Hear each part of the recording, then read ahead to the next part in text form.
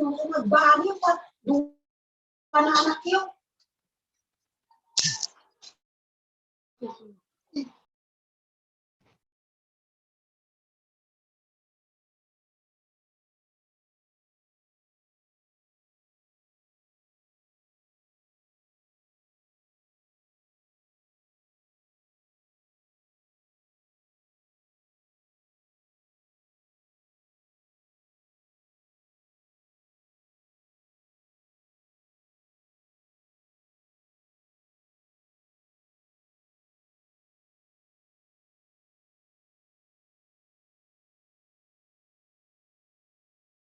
Okay.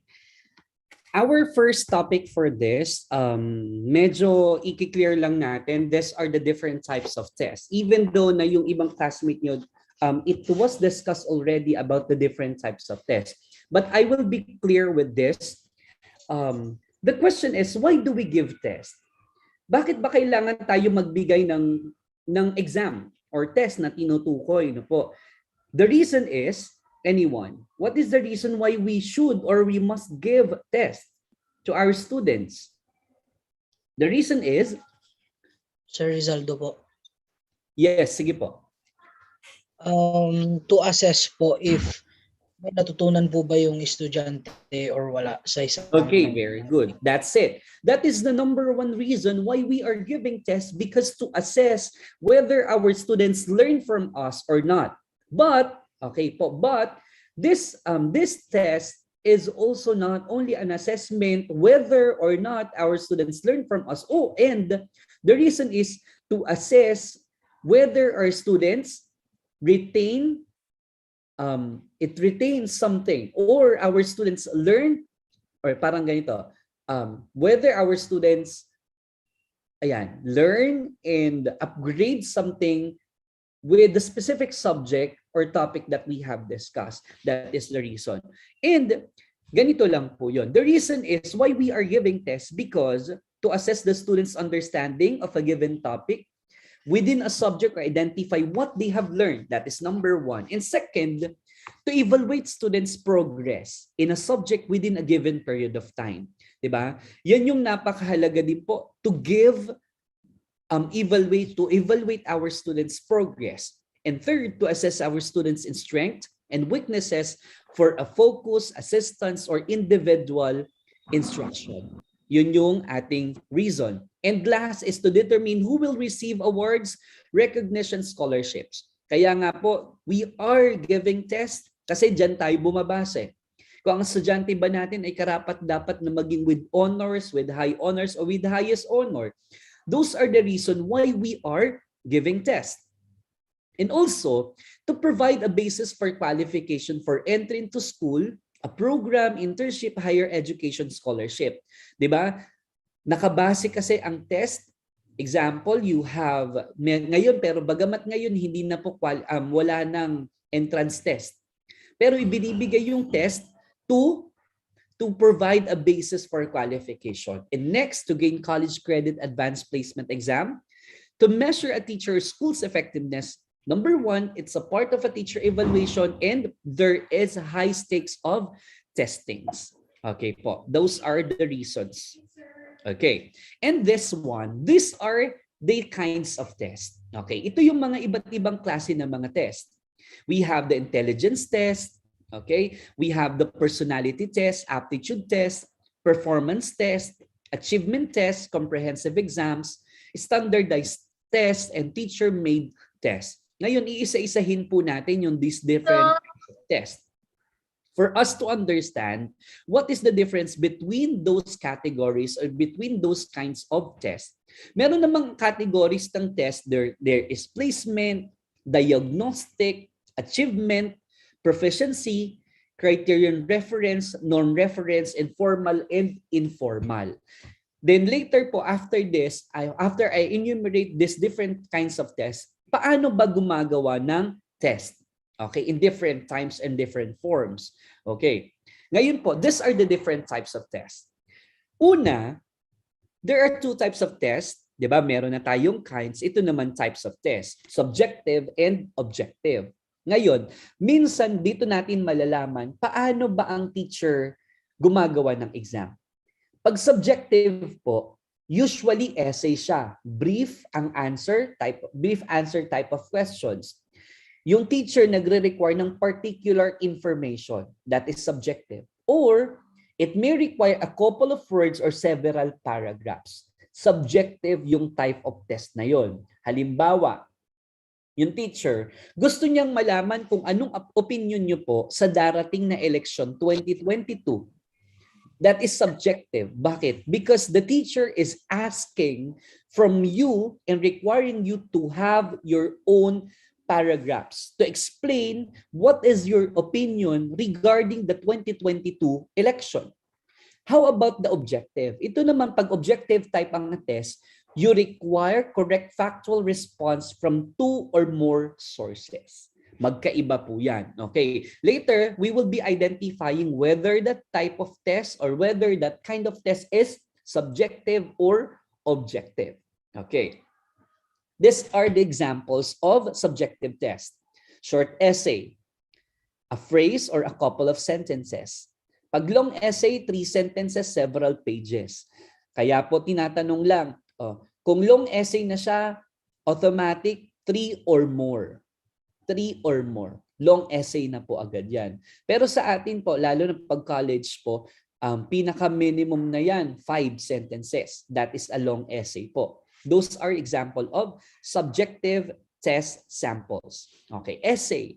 What is an essay? An essay is a response written paragraph to form to answer to a question or to fulfill requirements of an item. We have the essay test, require you to draw conclusions, kaya nagpapagawa sila ng essay to interpret information, you organize material, to express logical thinking, evaluate problems, and analyze situations. Okay, these are the different types of essay items. Extended response type. Sir, bakit nyo po ine-explain to sa amin? Kasi po, napakahalaga po nating maintindihan those different types of tests, different kinds of essay, kasi po, ito yung gagawin nyo po sa final po ninyong requirements sa akin. You will be you will be creating your types of tests. Then after that, if i-assess natin whether your questions is valid or acceptable, or reject. It could be. Okay, these are the different types of essay items. Extended response. Yung test na ito may be answered by the examiner in whatever manner he wants. Nasa inyo po yon. Example, do you think teachers should be allowed to work abroad as domestic helpers? That is an example of extended response type. Ang gusto lang po, bahala kayo, nasa inyo pong opinion, nasa inyo pong manner kung paano nyo siya i-explain. How about restricted response type? This test limits the examiner's response, may be answered by the examiner's response in terms of length, content, style, and organization. Example, okay, give and explain 3 reasons why the government should or should not allow teachers to work abroad as domestic helpers. Kung mapapansin niyo po, may restriction. Ano yung restriction? Bibigay ka lang ng 3 rason. Bakit ang gobyerno hindi dapat pahintulutan ang mga guro na magtrabaho bilang domestic helper? Unlike sa extended response, ano pong hinihingi po dito?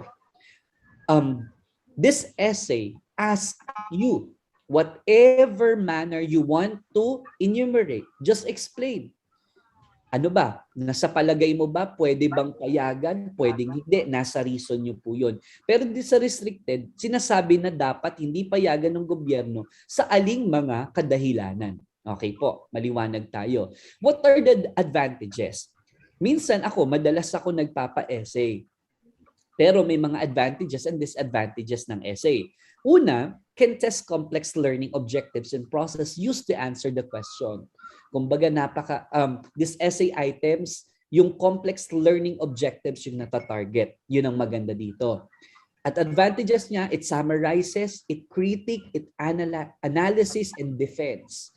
Kumbaga pagdating sa estudyante, lalo na pag favorable sa kanya, do you think BBM should be the next president of the Philippines? It could be an analysis or a defend for others It could be not a defense for others dahil hindi nga sila pro-BBM, di ba? These items, pag advantages naman ng essay, these items require test takers to demonstrate their writing skills as well as correct spelling and grammar. Tama.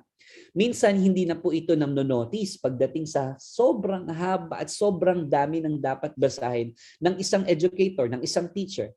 Pero ito po yung advantage. Kahit kayo mismo, di ba? You critique yourself. Tama kaya itong spelling ko? Tama kaya yung pagkakagamit ko ng is and are and was and where? Diba? And essay items are not given to guesswork. Yan, yun ang maganda doon. What are the disadvantages? Ang disadvantages naman, the test item can be quickly but take quite some time to answer and check. Tama. Sa part ng teacher, napakahirap po nito. Ito yung sinasabi ko sa inyo. Pag kayo nagpa-essay, it's too complicated to check. Diba? Kailangan mo kasing isa-isahin to correct their grammar, to correct their spelling, to take their opinions and their analysis about that specific essay. Yun yung mahirap. The grading process must be subjective. Different score results for different teachers. Tama. Hindi kasi, kunyari ako pro-Lenny ako. Tapos yung dahil lang pa-essay ko, do you think BBM should be the next president? Siyempre, ang opinion ko dito, dahil pro-Lenny ako, hindi bababaan ko yung grade doon sa estudyanteng naka-pro-BBM. Di ba? Subjective. Magkakaiba ng opinion, magkakaiba ng evaluation yung teacher. That is the disadvantage. Pero kung isa lang yung teacher at ang perspective niya dapat ay clear at hindi dapat bias. Ganun po. Tandaan niyo po, as a teacher, we should not be biased. Okay. Essay questions may potentially be unreliable in assessing the entire content of the subject matter. Yun po yung dahilan. Okay. What look for an essay test? Anong kailangan tignan natin? The task is clearly defined. The students are given an idea on the scope and direction intended for the answer to take. Compare and analyze.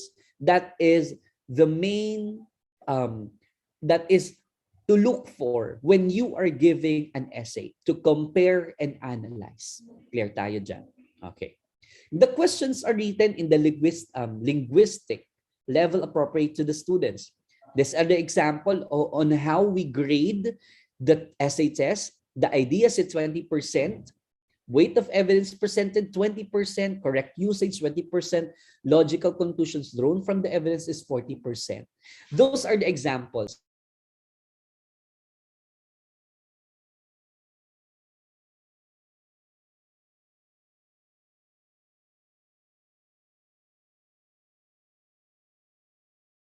Guys, excuse me lang saglit.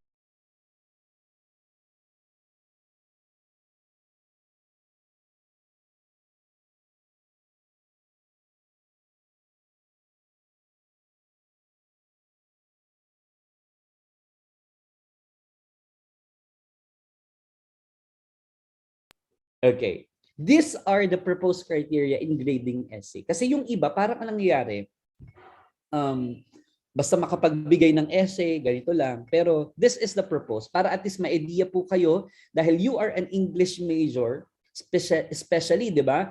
Ang gagawin nyo dito, you will just read kung nagustuhan nyo yung ganito, pero dapat may proposed criteria and guidelines tayo. Ngayon, pagdating po dito sa example natin, what is wrong with this question? Describe asthma. Sa tingin nyo, sapat ba yun? Kasi may mga ganito tayo, di ba? Describe asthma. Parang ganon. What is the definition of this? Parang ganon, ang lalabas. Pero ang better ditong gawin, clearly explain what is expected of the student. Example, describe asthma, include in your answer the pathophysiologic, ganon. Enumerate mo lang. Kumbaga parang gusto mo concrete, kumbaga specific, yung tinatanong mo sa bata, ano yung asthma? Okay po? Okay. What is wrong in this question? Who is better, Rizal or Bonifacio?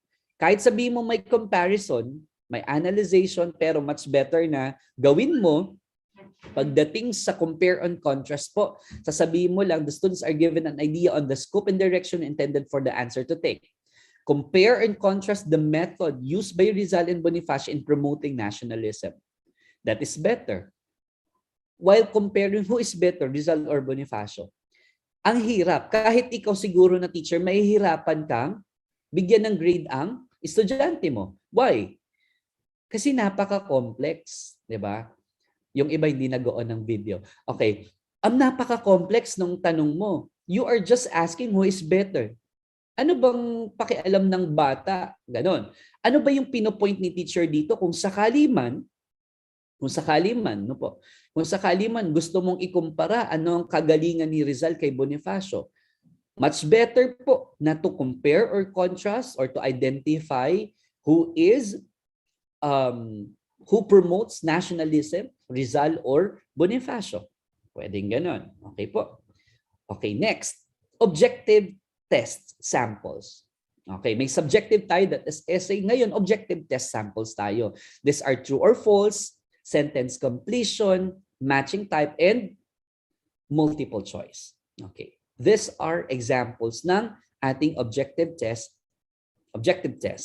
Okay, we have here matching type. Yung matching type, madalas nyo nakikita ito, di ba? You provide a defined term and requires a test taker to match identifying characteristics with the correct term. Example of this, yan, imamatch mo lang. Pero ang nakikita nyo dito, wala siyang panggulo. No po, mamaya, ano kaya yung tawag doon? Ang tawag doon ay distractors. Okay. And for this, ano po yung advantages and disadvantages? In advantages po ng matching type, usually requires less time for test takers to answer. Madali na lang sa kanila pag nakita nila yun, imamatch lang nila. They're easy to score and grade. Mas madali tayong mag-grade, tama? And those distractors may be provided. Yun namang pwede naman po. Naalala ko, nung ako ang nag-take kami ng matching type test nung college ako, grabe. Alam niyo ang distractors, ang matching type namin is 1 to 50. 1 to 50. Isipin niyo yun. Tapos ang distractors niya ay 10. Ibig sabihin ng pagpipilian ay 60. Ganun siya ka-critical. Ewan ko kung gagawin nyo din yun as a teacher, pero sa tingin ko wag naman ganun. Ang distractors, mga 2 lang maximum, pwede na yun, or 3. Wag nyo masyadong pahirapan ng estudyante nyo. Kasi hindi naman yun nakakatulong sa estudyante para pahirapan sila. Iniisip ko nga you don't need to force your student to learn. What you want to tell to them is to inspire and be motivated to learn. Help them to love learning, not to force them to learn. Na po, lagi niyong tatandaan yan. Because learning to love the learning is the best way.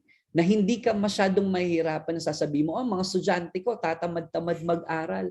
Hindi masyadong motivated sa pag-aaral kahit online.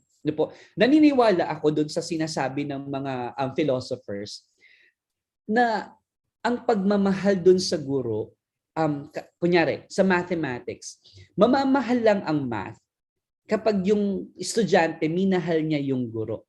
Loving the teacher is also loving the subject. Parang naniniwala ako doon. Parang they will hate the subject and also they will hate the teacher. Kapag na approach ng teacher ay napaka-difficult sa part ng estudyante, definitely they will tell to their colleagues, their friends, their classmates, I don't want that subject because they don't love the subject and they don't like the teacher also. No po. Pero in an opposite side, mas gusto ng estudyante yung mga napapahirapan sila. Magkakaiba kasi tayo ng types of learning. Pero ang sinasabi natin dito, no po, you don't need to force your learner to learn, but to motivate them to love the learning. What are the disadvantages of having this matching type? Okay, answers are already provided, which makes it prone to guesswork. These items do not allow test takers to demonstrate knowledge beyond the choices. Yun lang yung disadvantages. Pero ang kagandahan dito, objective type of test to. Okay po. Halimbawa, the guidelines. Keep the list of items short but put the brief responses on the right. Use a larger or smaller number of responses than premises and permit the responses to be used more than once. And specify the directions, the basis for matching, and indicate that each responses may be used once, more than once or not at all. Those are guidelines to be used when we are making our matching type. Okay, ganito siya. These are the different parts of matching type test. Vertical, we have the column A, which are the premise, and the column B, which will be the response. Nakakita na kayo or naranasan nyo na po bang mag-exam ng parang analogy na matching type? Parang ang ibig kong sabihin, may column A, may column B, tsaka may column C. Yung sagot sa column A, hahanapin mo sa column B. Yung sagot sa column, ay yung tanong sa column B, hanapin mo sa column C. Did you experience that? Hindi pa naman po, sir. Okay. Yung iba naranasan siguro, I think magandang ano yun, parang sa tingin ko, hindi ko pa nagagawa yun sa math eh. I think this could be, lalo na kayo mga English major, napaka maraming interconnected na mga words and definition associated to it. Kaya pwede nyong gawin yung mga ganon. Pero ang sinasabi ko po dito for the parts of matching type test, this is a vertical type. Yung column A, that is the premise, that is the question. Yung column B, that is the response or the choices. Okay po? Okay. Example, the premises. Column A, ito yung person who performs mysterious tasks no one understands. Nahanapin sa column B. Okay. Ganun po yung iba. Okay. Okay. For the match, the definition, the right, to the vocabulary word to the left, write the correct letter on the blank in front of the word. These are the examples. Ano napansin niyo po dito? Yung column A naging, yun yung response. Yung column B, yun yung naging premises. Sir, pwede po ba yun? Possible, marami tayo nakikitang ganyan. Pero ang sinasabi po, gamitin natin yung premise for column A and the response for column B. Naiintindihan po. Okay, pero may mga nakikita kayong teacher na gumagawa ng ganitong example of type of test ng matching type. Na kumbaga yung premise ay nauuna, ay yung response ay nauuna sa column A bago yung kabila. Ngayon, pagdating sa horizontal, ganito naman to. Ito yung hahanapin sa taas at sa baba. Diba? Nakita nyo na yung mga ganito. Diba? May ganun po. Na nandun yung choices sa taas, pero matching type ang tawag doon. Opo. Nasa taas, then nasa baba yung premise niya or yung mga questions. Okay, next, completion type. This provides a test taker with identifying characteristics that requires the test taker to recall the correct item. The students may guess, but with more difficulty. Ito na yung napakahirap naman. Ano yung completion? Ito yung parang identification type na parang iisipin mo, who is the president? Who is the 2022 elected president of the Philippines? You will guess, 'di ba? Sa ngayon, parang ang hirap hulaan, bagamat yung iba kayang hulaan according to survey, according to the responses, according to the comments, 'di ba? Lalo na sa norte, alam na kung sino yung magiging presidente nila, 'di ba? Pero pagdating naman sa south, malakas naman yung si Lenny. 'Di ba? Sa norte, malakas si BBM. Kaya we cannot predict. Kaya parang pagdating sa completion type, ang estudyante mag-guess in more difficult type. Pero pwede nating pasabihin na si Isko lumalakas din. 'Di ba? Si Manny Pacquiao lumalakas din. Okay, this type of item is generally feared by students when no word bank is provided. 'Di ba? Kung wala namang choices, napakahirap ng estudyante, lalo na pag di siya nag-aral. Hindi siya pwedeng manghula. Unlike sa matching type, pwede kang mag-mini, mini mo. Diba? Pwede yon. Parang sa multiple choices lang. Okay. What to look on sentence completion? Only significant words are omitted. Ganito yan. Nasubukan nyo na din ba? Na makapag-take ng exam na completion type, tapos ang mawawalang word ay hindi naman mahalaga. Nasubukan nyo na ba yun? Pero ang mahalaga dito, sinasabi po, when you are making a sentence completion test, dapat yung significant words, yung mawawala o bakante or blank. When omitting words, tandaan po, enough clues are left so that the students who knows the correct answer can supply the correct response. Ang mahirap kasi nito, buong sentence, kunyari isang sentence, tapos ang mawawala ay mga 5 sentence which is 5 words, which is very essential and important to identify the correct answer. Ang matitira is the and are lang. Ano na yun, di ba? Paano mo nasasagutan yung isang tanong na yun? Napaka-difficult nun, di ba? Kahit sa part nyo po na bilang estudyante, it's a difficult thing to answer. Kaya sasabihin mo na lang, mapapamura ka na lang, ano ba tong tanong na ito? Di ba? Parang ganun. Kaya po, it's very, very important po, dear teachers, kasi kayo ang mga susunod na generation teachers, when you are making a completion test, see to it the significant words is omitted. Ensure the grammatically or grammatical clues are avoided. Katulad yan, this or are, parang this is, are, ganon. Depende yan kasi minsan may mga words na dapat gamitin or yung na-omit nyo po ay pang plural ba or pang singular lang. Example, if a mango weighs 250 grams, 10 mangoes would weigh blank. Ayan. Ano kaya sa tingin nyo dito? Possible, malilito ang bata. Bakit po? Kasi pwedeng ang sagot niya in kilo or in grams. Tama po. Pero ang better kasi dito, if a mango weighs 250 grams, 10 mangoes would weigh blank grams. Kailangan idagdag natin kasi pwede 0.25 kilos or 250 grams ang sagot. Naiintindihan po natin. Ganun po yung pagbuo ng completion type of sentences. Okay. The blank is the answer in blank. O, diba? Ang hirap. The blank is the answer in blank. Too many keywords are omitted.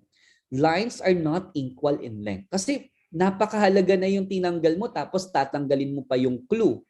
Ang mas maganda, the product is the answers in blank. Diba? Ganun lang po yun. Multiple choice tayo.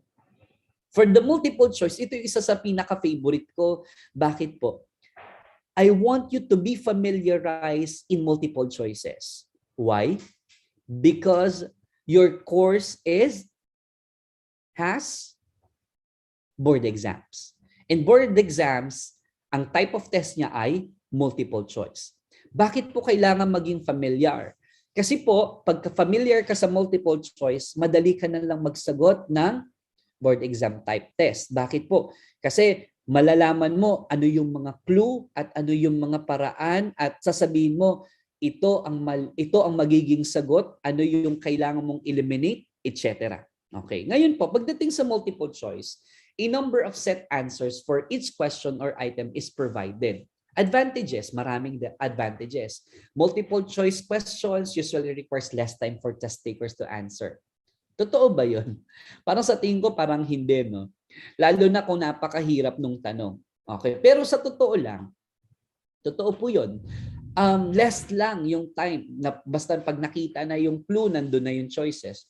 They are easy to score and grade. Tama. Nandiyan na kasi yun. Kumbaga, automatic, alam mo na kung A yung number 1, yun lang yung sagot. Mache-check mo ba or hindi? They provide greater coverage of material and allows for a wide range of difficulty.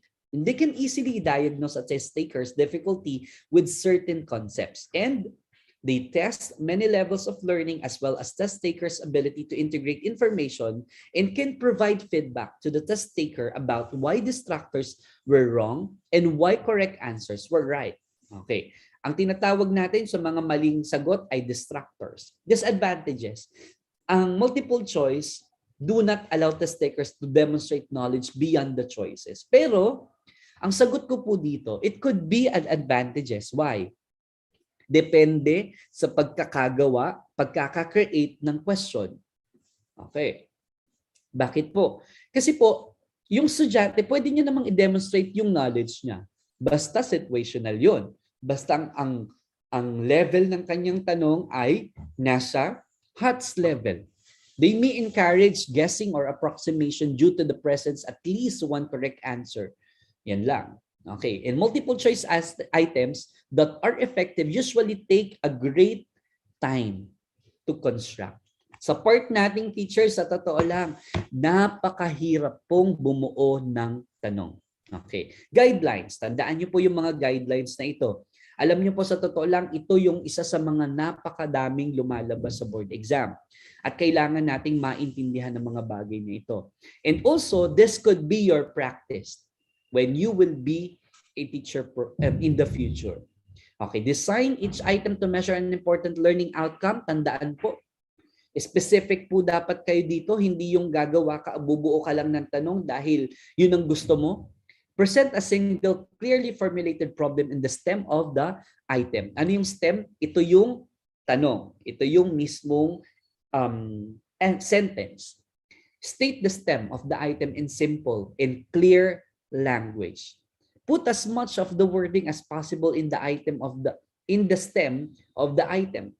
Okay. State the stem of the item in positive form wherever possible. Okay. Minsan may mga negative na mga forms pagdating sa multiple choices. Pero ang guidelines natin kailangan positive in form. Emphasize the negative wording whenever it is used in the stem of an item.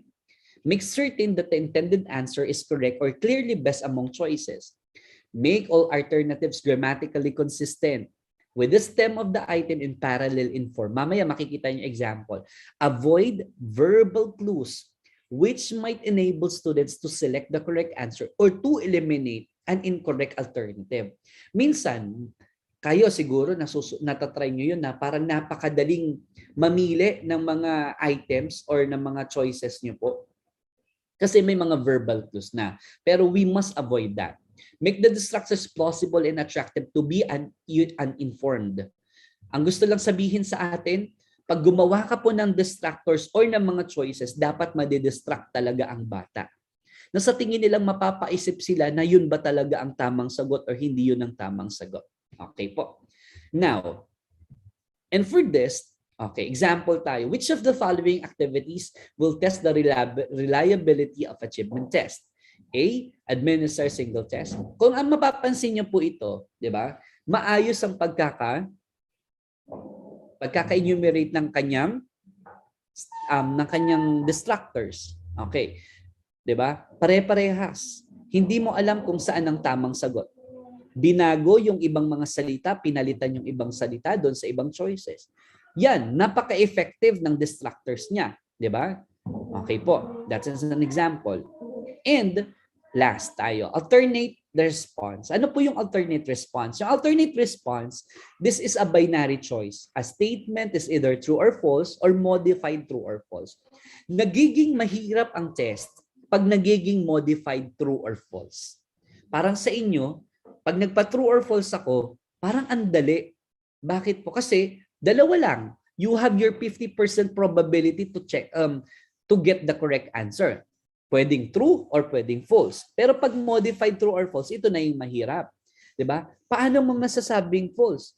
Siyempre, replace mo yung words na nandoon para masabi mong that is false. 'Di ba? Na yung sagot mo ay nasa iyo. Okay, advantages. True or false items can cover a wide range of difficulty levels. Yun lang. 'Di ba? And this requires less time to answer and are easily graded and scored. Also, kasi dalawa lang naman eh. Disadvantages, this do not allow for test takers to demonstrate broad range of knowledge and guesswork may work. Tama. Manguhula na lang yung estudyante mo. Mini, siguro true lahat ito, di ba? Ganun. Or false lahat ito. Depende. Kaya nagkakaroon ng guesswork. Yan. And now, these are the guidelines. Please remember this. Include one central significant idea in each statement. The word, the statement so precisely that it can be judged unequivocally true or false. Use negative statements sparingly and avoid double negatives. Wag na wag niyong gagawin po yon. And statements of opinion should be attributed to some source. Tandaan. Na po, hindi yung kailangan ng galing sa inyo, dapat hindi opinionated, dapat meron kang source. Okay, may basihan ka. Keep statements short and use simple language structure. Okay? Examples ng objective test. Ayan, medyo hindi lang ano. Pagdating dito, true or false, items are those that ask examiners to supply a word, phrase. Okay, which of the following situations will change the standardized regression coefficient in simple linear regression? It could be this one. Okay po. Okay? Yun po yun. Any clarifications for the different types or kinds of tests?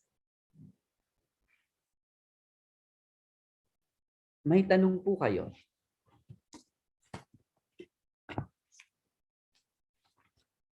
Sige po. Any questions?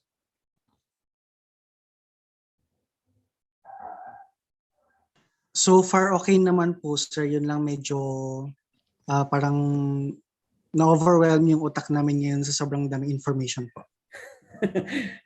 Talaga ba? Sorry naman daw. Sige po. Okay. Any questions po? Kasi after nyan, sasabihin ko naman sa inyo, paano ba mag-construct ng these types of test? Diba? Kaya pa ba ng utak ninyo? Ano yung mga different types of test? Objective or subjective lang, di ba? Pag sinabing subjective, essay po ito. Di ba? Yung essay, may mga advantages and disadvantages. Ang objective, ano po yung multiple choice, matching type, completion test, ano pa ba? True or false, or modified true or false. Those are objective tests. Okay. May mga kinds of test na ginagamit din naman. Pero pagdating sa atin, mga teacher-made test, yan po yung mga ginagawa po natin. Okay? After nyan, after kong i-discuss kung paano bumuo o gumawa ng different test, ang isusunod naman natin, informing the table of specifications. Okay, yan yun naman ang isusunod ko po. Okay? Sige po. I will give you 5-minute health break. Mag-water break lang tayo for a while. Sige po.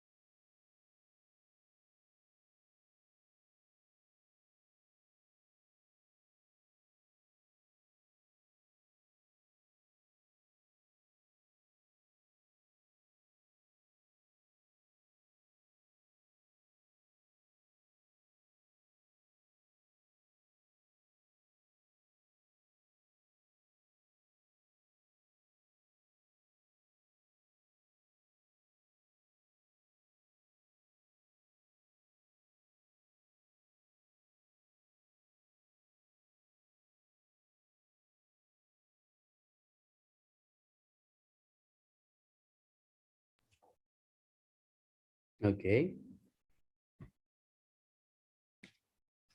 Sige.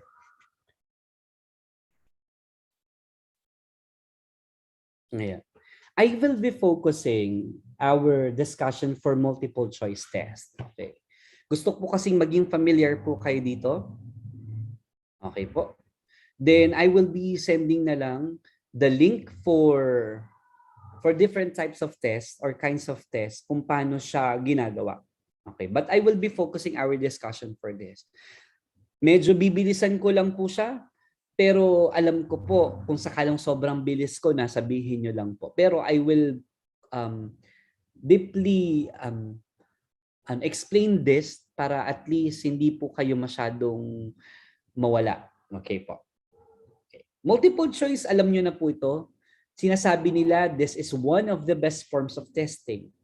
And this form is the most valuable and widely used in standardized tests due to its flexibility and objectivity in scoring. Yun lang yung dahilan kung bakit kailangan po.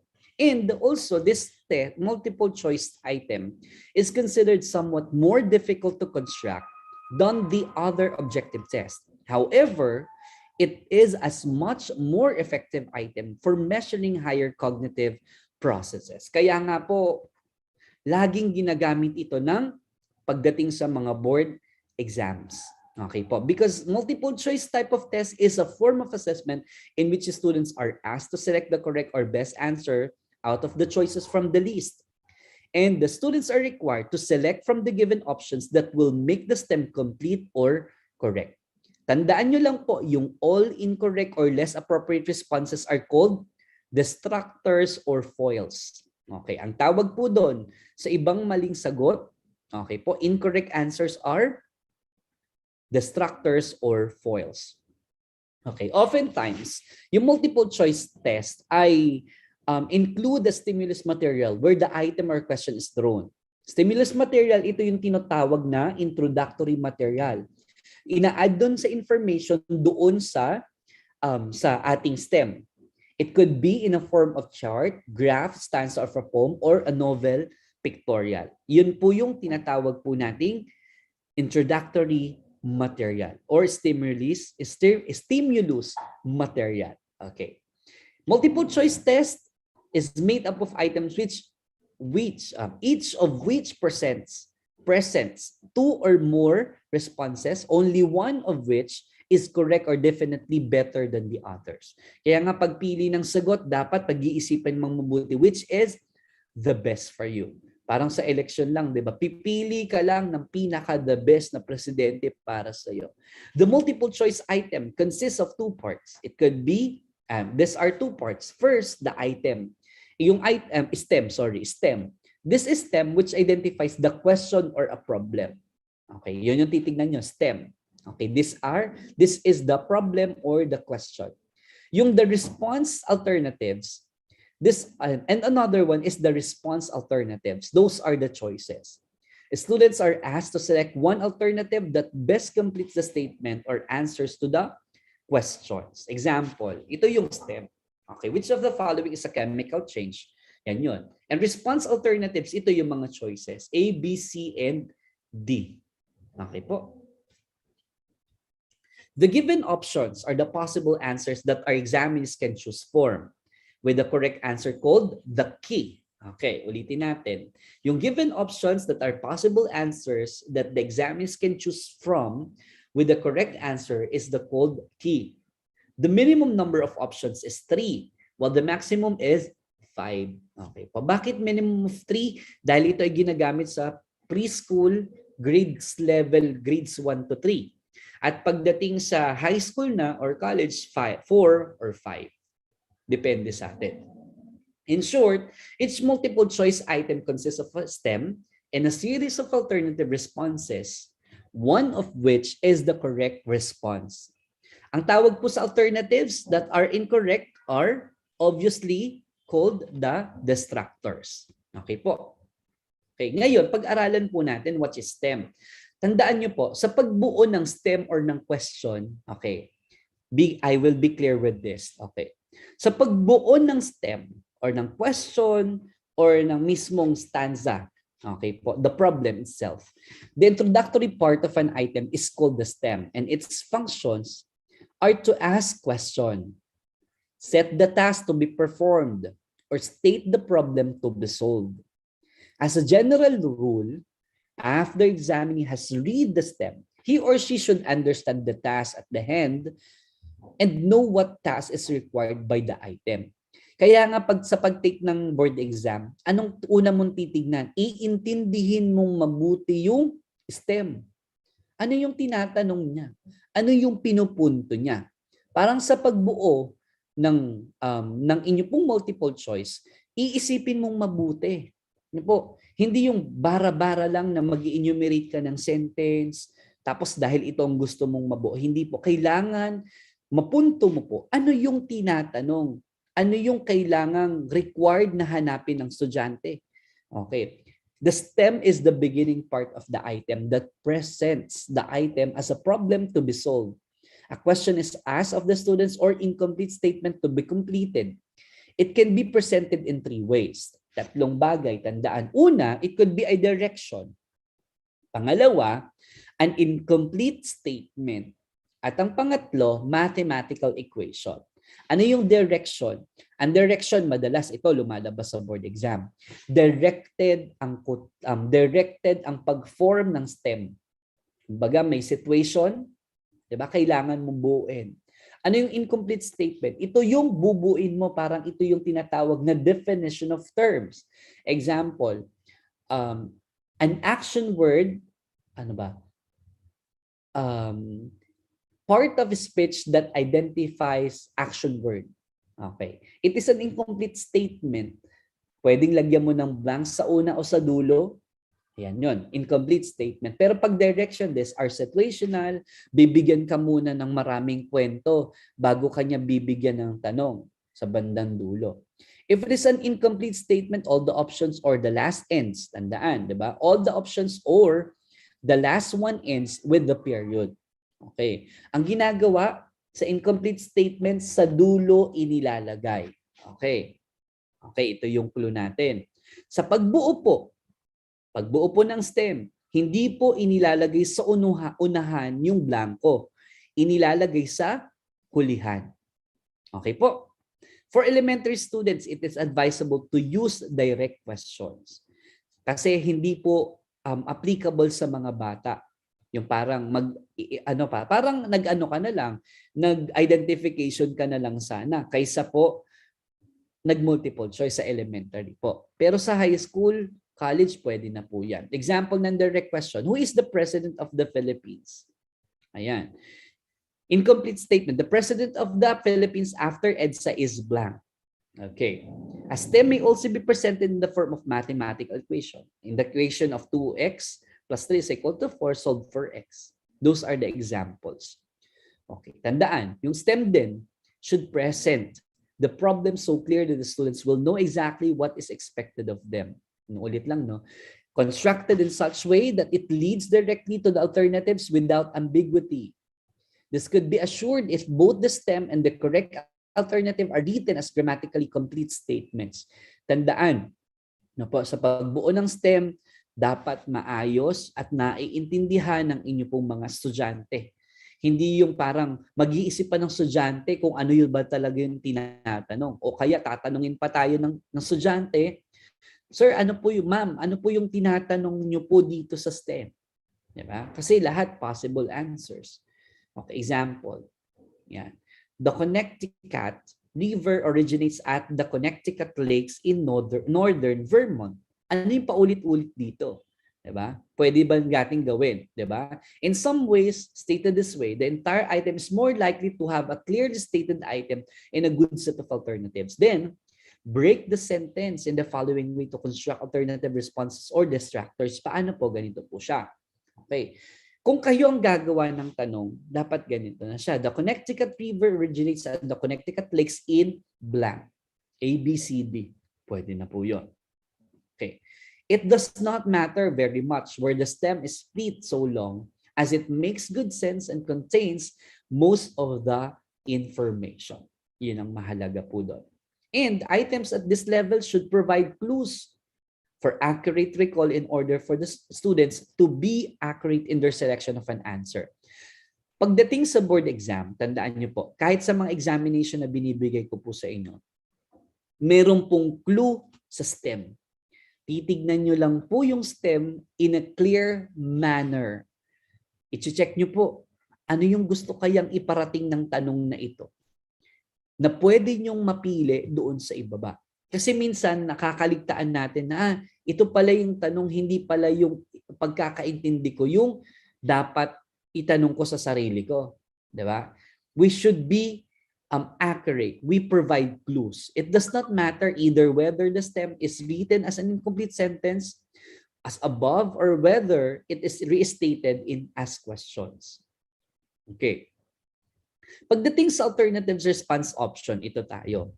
Paano ba tayo bumubuo ng mga choices? Okay, maliwanag na sa inyo sa paggawa po ng STEM, dapat accurate, dapat clear, grammatically correct, dapat nagbibigay ka ng clue at hindi ka bubuo ng tanong na hindi maiintindihan ng bata. Dapat direct, tama, or incomplete ang sentence. Okay, clear tayo doon. The suggested responses are called alternative responses or options. Usually, only one of the alternatives in the correct are best answer to the questions or problem posed. The remaining incorrect alternatives are called distractors. Yung mga maling sagot, distractors yon, their function is to appear as possible answers, solutions to the problem for those examinees who do not possess sufficient knowledge. Diba? Ito yung panggulo sa part ng mga estudyante, yung distractors. Ay, yung alternatives, sometimes tawag din natin ay options, are the multiple choices from which students select. Okay. Since alternatives are possible as the correct responses, they are called distractors. Inuulit lang yan. Okay. Tapos na ako dyan, di ba? Okay.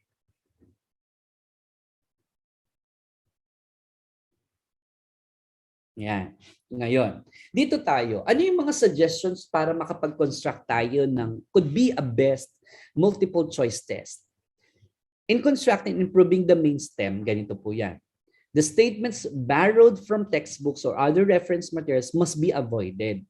Ano po? Ang ginagawa kasi natin, pwede nating ikot. Pwede naman po yun. Pero kalimitan, talagang gawin na ng mga guro. Pero ang recommendations nila para ma-improve natin yung main STEM natin, hindi kailangan kinopya natin sa other references.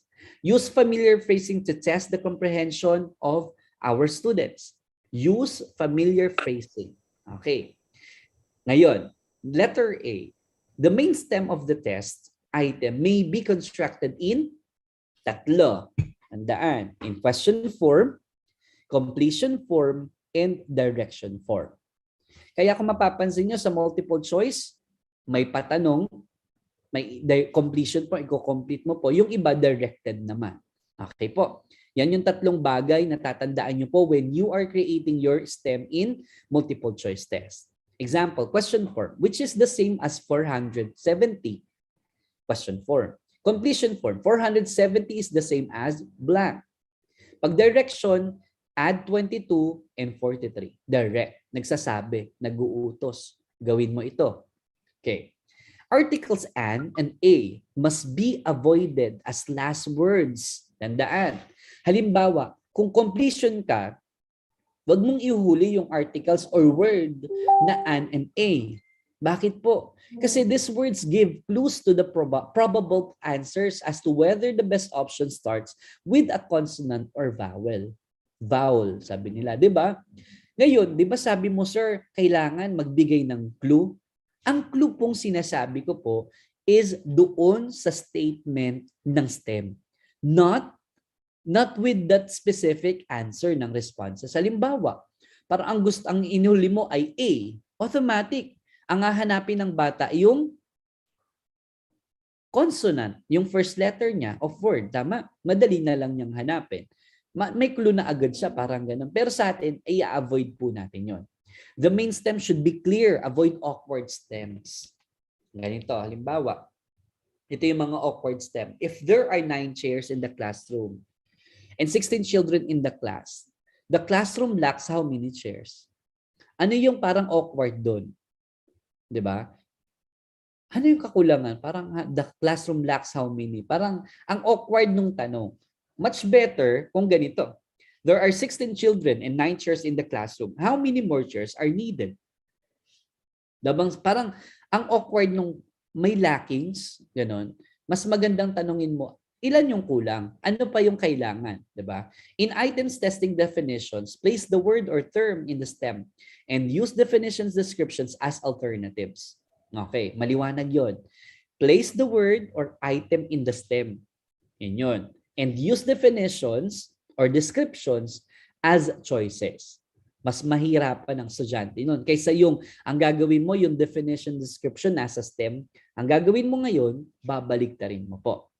Avoid negatively or worded items. Huwag sobrang sandamakmak na mga salita na hindi naman makakatulong dun sa STEM mo. Kunyari, ang tinatanong mo is about sa buhay ni Rizal. Pumasok ka na sa buhay ni Bonifacio. Kumbaga, hindi na siya pattern, hindi na siya align doon sa tinatanong mo. Avoid negatively. When possible, state the STEM as a direct question rather than as incomplete statement. Okay. Halimbawa, example, alloys are ordinarily produced by blank. That's poor. Kasi pwede mong gawin, pwede sabihin, sir, pwede naman yun ah. Pwede ko namang gawin ko in completion form. Pero much better kasi, how are alloys originally produced? 'Di ba? Mas magandang tignan at mas magandang pakinggan. Kaya pag ako ang estudyante, mas interesting basahin yung how are alloys originally or ordinarily produced. 'Di ba? Hindi yung parang alloys are ordinarily produced by blank, 'di ba? Okay, present a definite explicit singular question or problem in the sentence. Isa lang, huwag madami. Na po, example, psychology. Ano 'yun, 'di ba? Better, the science of mind and behavior is called blank. 'Di ba? Hindi yung parang psychology blank. Parang ang haba na, 'di ba? Napaka-poor ng pag-create natin noon. Eliminate excessive verbiage and irrelevant information for the STEM. Hindi mo kailangan na sobrang sandamak. Makalimbawa ito. While ironing her formal polo shirt, June burned her hand accidentally on the hot iron. This was due to transfer of heat because, ano yun, di ba? Why not to have this? Which of the following ways of heat transfer explains why June's hand was burned after she touched a hot iron? Di ba? Hindi yung parang ikikwento mo dito yung pangyayari niya tapos sisingitan mo ng iba. Which is dapat i-combine mo po. Okay? Include the STEM any word or words that might otherwise be repeated in each alternative. Okay? Example. Ayan. In the national elections in United States, the president is officially blank, chosen by the people, chosen. Anong pwedeng gawin natin dyan? I-replace natin yung word na chosen. Very good. Why not na ganito na lang? In the national elections in the United States, the president is officially chosen by blank. The people, electoral college, members of Congress, House of Representatives. Di ba? Much better yon. Naintindihan po ba ako? Okay? Hopefully, okay po, nasusundan niyo po. Use negatively questions sparingly. When used, underline or capitalize the negative word. Okay. Alam ko po nakita niyo po ito nung nag-take kayo ng exam. Yung negative words, ang ginawa ko po is kinapitalize ko po siya. Example, ganito siya. Okay. Which of the following is not? Yung not is a negative word. Kaya ang gagawin natin, i-capitalize mo po yun. Okay. Kasi i-avoid natin yung negative. Kung sakaling hindi inaasahan na kailangan may negative words na gagamitin, ang gagawin mo lang po is to capitalize that word. Okay. Alternatives should be as closely related to each other as possible. Okay. Constructing alternatives. Ngayon, alam na natin yung mga guidelines kung paano bumuo ng STEM at ano yung iiwasan natin, ano yung kailangan nating i-improve. Ngayon, pagdating sa alternatives, paano natin i-improve? Alternatives should be arranged accordingly to length, from shortest to longest or vice versa. Kung ang length nyo ay ganito kahaba, dapat papaliit siya hanggang sa letter D. Kung ang letter A mo ay pag ganito, papahaba siya hanggang letter D. Para hindi masyadong obvious na ito yung tamang sagot o yung ganitong sagot. Nakukuha po. Dapat yun ang makikita ko po sa pag-create nyo po ng inyong multiple choice test. All options must be plausible with each other to attract students to choose distractors or incorrect responses where only those with high intellectual levels can get best options. Okay, kailangan yung mga tanong ay mga distractors ay talagang pang-distract. All options must be grammatically consistent. For instance, If the stem is singular, the options are all singular also. Hindi yung parang ano ka dito, mag-plural inform ka. 4 or more options must be provided in each item to minimize guessing. Ayan. Yan yung tip naman natin sa pagdating sa improving alternatives. The order of the correct answers in all items is randomly arranged rather than following a regular pattern. Okay po? Kailangan dun sa sagot mo, hindi yung parang ABCD, ABCD, ABCD yung mga sagot. Dapat gawin mo namang ACD, BAB, gano'n. Depende sa'yo. Basta huwag kang magbibigay ng, kumbaga yung correct answer mo ay talagang alam na ng bata na, ay ABCD to. Alam na, hindi na babasahin yung tanong kasi hinulaan na. A uniform number of options in each item must be used. For instance, if there are 20 items for this type, and if item 1 starts with 5 options, the rest of the items will also 5 options. Hindi po ganito na parang number 1 mo for choices. Sa number 2, 5 choices. Sa number 3, 4 choices. Hindi po ganoon. Dapat consistent. Pag inumpisa mo sa number 1 na 4 choices, the rest 4 choices po lahat. Okay po? Okay. Avoid using not given, none of the above, or all of the above as alternatives in best answer types of items. Ngayon, ito ang clue ko sa inyo. Pagdating sa board exam, tandaan niyo po, ginagamit ito. Ginagamit ito. Bakit po? Halimbawa, nabasa mo yung STEM, tapos yung choices, tapos may nakita ka all of the above, sigurado yun yung sagot. Maliwanag po. Okay. Pagdating po sa board exam, may mga ganun kasi. Lalo na pag kunyari nagte-test, lalo na kunyari pag ako nagpapa-exam, kung mapapansin nyo, yung iba pag napansin nyo, none of the above, yun yung sagot. Pag nakita nyo all of the above, yun yung sagot. Binibigyan ko yun ng clue. Kasi ganito yan eh. Pag board exam, pero pag kayo po ang gagawa, pag tayo po, yun lang sinasabi ko, tip lang po yun, we should avoid or we must avoid using those words. Yung not given, none of the above, all of the above, ganun po.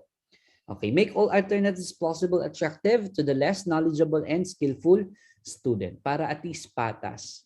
Okay, poor. Ayan, digestion, relaxation, respiration, exertion. Kung mapapansin nyo, parang alam mo na yung magiging sagot dito. Kasi anong connection nung photosynthesis dito sa mga ito? Parang ganon. Hindi siya better, kunyari, pagsamahin mo, including the digestion, assimilation, respiration, catabolism, kasi ito ay nasa process ng photosynthesis. Okay, make the alternatives grammatically parallel with each other and consistent with the STEM. Okay. What would do most? Advanced application of atomic, that is very poor. Bakit po? Kung mapapansin nyo, di ba? Medyo hindi maayos ang pagkakagawa. Ngayon, gawin natin. Kumbaga, papaliit sa papalaki. Okay po. Dapat maayos. Halimbawa ito, mas mauuna siya yung letter C dito para at least mas magandang tignan siya. Okay po. Okay. You better, na lang yan. Make alternatives mutually exclusive. The daily minimum required amount of milk that a 10-year-old child should drink is 1 to 3 glass. Pero parang siya, napaka-plausible. Bakit po? Kasi pwede siya mag-overlap sa 1 to 2, sa 2 to 3, tas 3 to 4 pa, tas at least 4 glasses. Why not to use this? 1 glass, 2 glasses, 3 glasses, 4 glasses, di ba? Which is better for our options. When possible, present alternatives in some logical order. It could be chronological, at least, or alphabetical. Okay, tandaan niyo po It could be chronological. Kunyari, numbers ang pinupunto nyo, dapat number 1, 2, 3, 4. O kaya 4, 3, 2, 1. Pag alphabetical naman, mauuna yung letter A, B, C, D, or Z pababa. Nakukuha po. In terms of enumerating your alternatives. Did you get me? Okay. Parang ganito lang yan. Yan. Undesirable, 6 p.m., 9 p.m., 1 a.m. Pwedeng gawin mo 1, 6, 9, 1 p.m. Diba? In chronological orders. Okay. Be sure that there is only one correct and best response to the item. Siyempre naman po, di ba? Hindi mo kailangan gumawa ng tanong na 2 ang sagot. Kailangan 1 lang ang sagot. Okay? Make alternative approximately equal in length. Katulad nito. Ang haba nitong isa. 'Di ba? Pwede mo namang paikliin na lang. Or pwedeng magkakaparehas sila ng haba. Hindi yung katulad nito, yung isa napakahaba. The rest ang ikli na. Pero ang clue nila dyan, narinig ko sa mga, ito na, parang tip lang din sa amin. Pag may nakita ka sa choices na napakahaba, bukod tangi siyang napakahaba, yun ang tamang sagot. Parang ganun sinasabi nila. I don't know if it is correct. Pero yun ang ginawa ko nung nag-take ako ng board exam. Pumasa naman ako. Ayan, parang yun lang din ang tip ko sa inyo pag nag-take kayo ng exam. A lack of valuable, parang ganito lang siya. Okay. Pero syempre alam na ng mga board takers yan. Avoid irrelevant clues such as grammatical structure, well-known verbal association, connections between stem and answer. Ayan. Grammatical, clue. Ayan, yung yung sinasabi ko sa inyo. Syempre, ano ang pagpipilian mo na dito?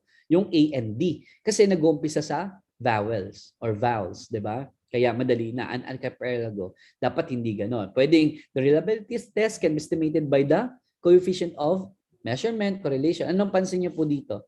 Yung length. Hindi niya ginawang alphabetical, pero yung haba. Okay? Pero pagdating dito, yan, the height to which, okay, use at least 4 alternatives for each item to lower the probability of getting the correct item. Alam niyo na po ito. Okay. Use the alternative none of the above or all the above sparingly. When used, such alternative should occasionally be used as the correct response. Ito yung sinasabi ko sa inyo. Ito yung correct response. Na none of the above or all of the above. An illustration of, ito na. Pagdating dito, ano na lang ito. Kaya ito yung finokus natin. Kasi under ito ng behavior in cognitive domain. Okay. Pag knowledge type, ito, tandaan nyo po kasi I will be asking you to create a multiple choice test questions under lots and hots. It could be knowledge type or understanding. It could be comprehension. It could be synthesis, evaluation, etc. Okay. Example, under knowledge, where is the mouth of the Connecticut River Valley located? Ito ay simple recall. Na po. Simple recall lang siya. Bakit po? Kaya siya simple recall dahil po under knowledge type. Parang aalalahanin lang, ano kaya yung lugar na yun? Sino kayong yung ika-5 presidente ng Republika ng Pilipinas? It's just a recall, knowledge type. Pero kapag understanding ito, which term most accurately describe the soil deposited at the base of canyon? Mag-iisip ang bata. I-recall niya information pero may specific na information about erosion and soil formation. Kumbaga accurately and understand paano ba nangyayari iyon. Aalalahanin niya pa rin. He or she will understand the process of the stem in recalling that specific information. Bakit po? Kasi which term most accurately describe the soil deposited as the base of the canyon? That is under understanding. Pagdating sa application, ito na naman yung estudyante mag-a-apply ng kanilang knowledge and understanding about specific topic. Halimbawa dito, to help retain valuable farmlands along a river, man often builds blank, blank, blank. Okay. Children must apply their knowledge and understanding of rivers and flooding to know that dikes will prevent rampaging floods from carrying the soil away. Application. Diba? I-apply nila. Ano pong kailangan para makatulong sa mga tao na to retain valuable farmlands? Sige. Wait lang. Sige, baby, hello.